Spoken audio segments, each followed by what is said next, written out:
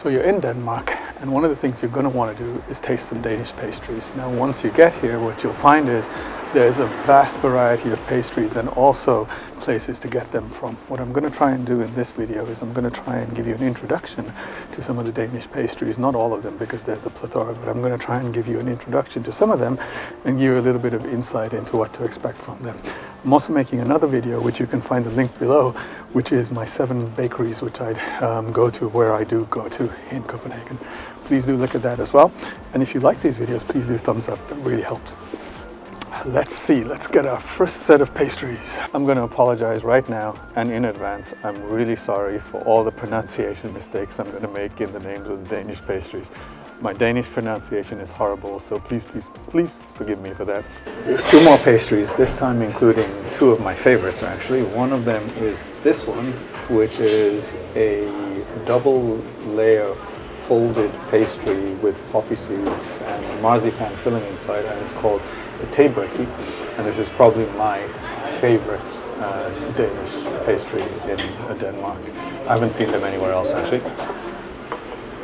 And the other one that's also my favorite is this one, which is a quenelle snail, and this is a mini one, but you get the bigger ones. This is very cinnamony. It's basically a cinnamon snail, they call it, because of the shape. Excuse me. It's good.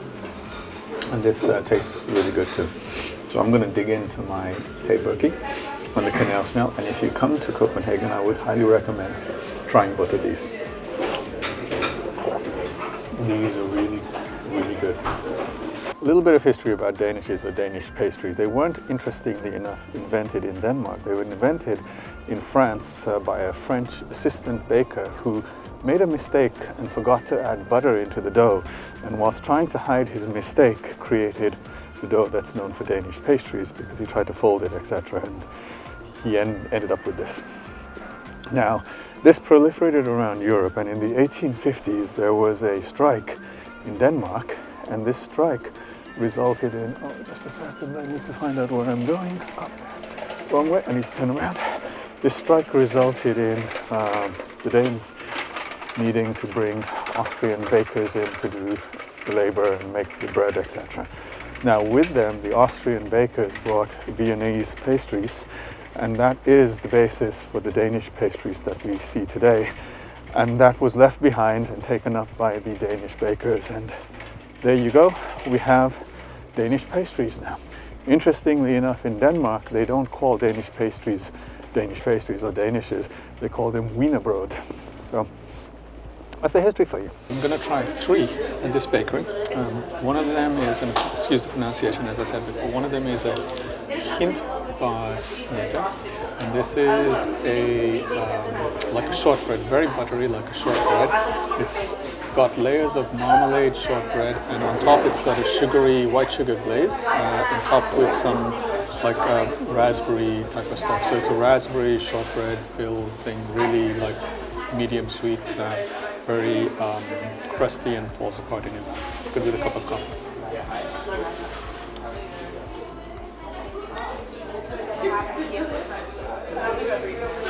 Next one is a quenelle snail. It's kind of like a long cinnamon snail.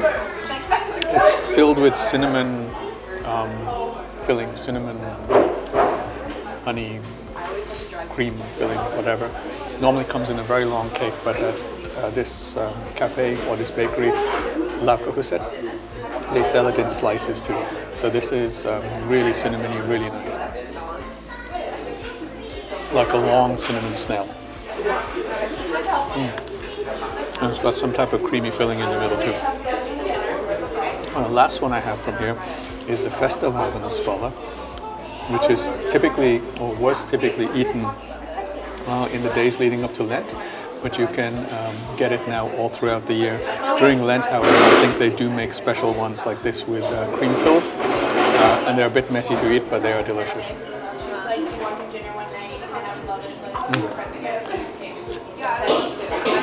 And they come in different, they come in different flavors too. This one's the raspberry. I saw vanilla cream and I saw blackberry or blueberry there. So they come in different flavors. Different bakeries make them slightly differently, but they're all really good. So this is 3 of the pastries that you can try all year round. They're available depending on what your taste is: raspberry, cinnamon, or cream. So my blood sugar levels are way up high. That's 4 Danish pastries, sweet ones as well, in the course of a couple of hours. And I think I need to give it a bit of a break. I'm walking home actually instead of taking the metro. But I'll continue this tomorrow and the day after and give you some more info on some more Danish pastries. If you are enjoying this, please do give this video a thumbs up. It really helps YouTube to understand that people are liking this and propagates it to more people. So please do, and that would be really helpful. Thanks a lot, guys, and I'll see you tomorrow. Hey guys, so this morning I brought you out to the Amager Strand, or near the Amager Strand, to a little park, and I've taken some takeaway pastries, and I'm going to show you 3 of these. I'm going to introduce you to 3 pastries from Denmark. I've stopped off at a little bakery along the way in Lagravsparken, sorry for the pronunciation again, in Lagravsparken, and I'd like to show you these. Excuse the sound while I open the bag up. This first one is called a frost snapper, and basically it's a seed snapper. Let me get out. I don't know whether you can see that because of the sun. I hope you can. It's called a seed snapper, and it's a little bit more savory. It's not as sweet as some of the other Danish pastries, but it's got a good helping of romans, which is sugar and butter inside, and it's savory thanks to salt, which they put in a little bit extra of, and the seeds on top, which are like, on this one it's sesame and poppy, but on others you get other seeds. And basically frost is seed in Danish and snapper is snapper, so it's a seed snapper, and they taste really good with the coffee, which unfortunately I don't have this morning here, but it's really good with the coffee. So here goes.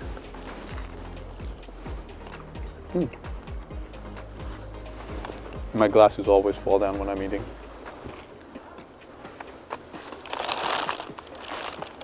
That was good. This small bakery actually has some really good stuff, and for a small, it looks like a family-run place. Excellent. The other thing that I have here is something called a rumbolle, and this is a ball which looks like it's made out of chocolate, but actually what it is, it's made out of lots of leftover pastry, and the darker the ball, they say, the more chocolate is in there. But it's lots of leftover pastry stuff from the making of other pastries, and they just make it into balls, and they make this rumbolle. And you can see, I don't know whether you can see inside, and they taste chocolatey, but you can get different flavors. And it has a little bit of a kick to it. They're good, again, good with coffee or tea, and nice to just have on its own as well as a snack.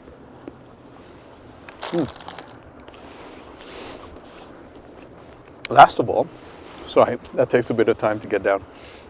Last of all, and I'm going to have to look at my phone for some of the history on this, but this is a cake which is probably one of the most mouth-watering of all the pastries. It's called a brunsviger. Can you see that? It's called a brunsviger. It's really big, and probably the best value out of all of these. I got this big one for 18 krona, whereas normally one of the small Danish pastries are about 23-30 at an artisanal place. This is 18 krona at that little small bakery, brunsviger. It's basically pastry dough filled with lots of brown sugar and butter and stuff like that inside the craters of the dough. It's really juicy, savory, and it's really good. Traditionally in Denmark, I know that this is brought as a housewarming gift when you go and visit somebody who's just moved into a new house. Now, I don't know anybody who's moved into a new house, but this is a bit too big for me to eat here. What I'm going to do is I'm going to take it back home, and I'm going to share it at home over a cup of coffee. Put that back, but a little bit of history on that brunsviger. The brunsviger is actually not Danish originally. It comes from Germany, and I'm just going to read over here. It's named after a German city, or a German word, Braunschweig, and I'll note it down in the description because, again, I'm probably not pronouncing this right. It refers to a kind of beer and sausage from the city was the city Dukin, I think. And that's where it comes from, and it's recognized as being originating from there. And I'll put in the description, I'll put a little bit better text on the actual history of this and where you can find more information. But that traditionally is what's taken for housewarmings in Denmark. It's really nice. It's really nice, really, really soft, juicy, melts in the mouth. It's got layers of brown sugar and butter, etc., as I mentioned, and I can feel my mouth watering already. So that's 3 for this morning. I'm going to take a little bit of a walk around later, and if I can find some more, which I will, I'll update you on those and give you a little intro to those as well. I've chosen to finish off the frost snapper before I go. If you guys would like to know where this is, there's a fantastic, it's a nice view here, and it's nice in the summer to come just lay down a blanket and have a picnic. In the description, I'll put the Google Maps location. It's near Amager Park, but I'll put the Google Maps location for you. It's a nice place. So this morning I brought you guys to a cafe to try this, which is a kanelsnurre, which is like a cinnamon knot. I think in English it's called a cinnamon knot. It's a really fluffy dough with cinnamon and sugar and syrup all over it. It's really cinnamony. It's very good. Again, with a cup of coffee or tea. And this is what I brought you here this morning to see. They're a little bit more difficult to find. I had to go to a few places to find this, but I finally managed to get hold of one for you. And I thought just a little tasting note for those of you who've never tried a kanelsnurre before, or a cinnamon knot before. They can be a little stodgy, or for those of you who aren't British, stodgy equals a little doughy, you know, when the dough is feels a little bit underdone on bread and it kind of sticks together. They can feel a little bit like that, but that's mostly because of the cinnamon syrup and stuff which is kind of soaked into it.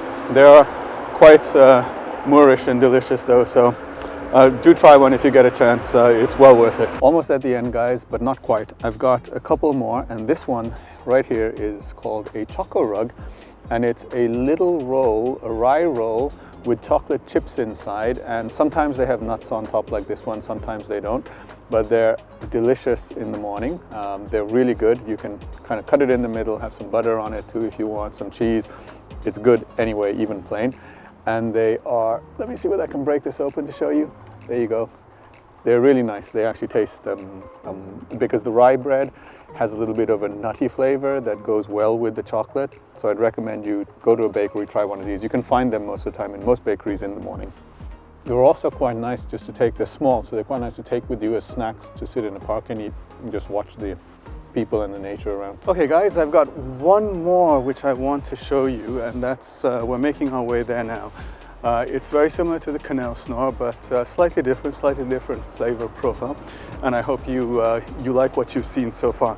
That's actually going to be my last video, or the last pastry in this video. I hope you guys have enjoyed it, and if you have, please do give me a thumbs up and a like. That really does help. Helps YouTube to understand that the videos I'm making are useful and that you guys enjoy them. So that would really, really be helpful. Thanks guys, I would really appreciate that.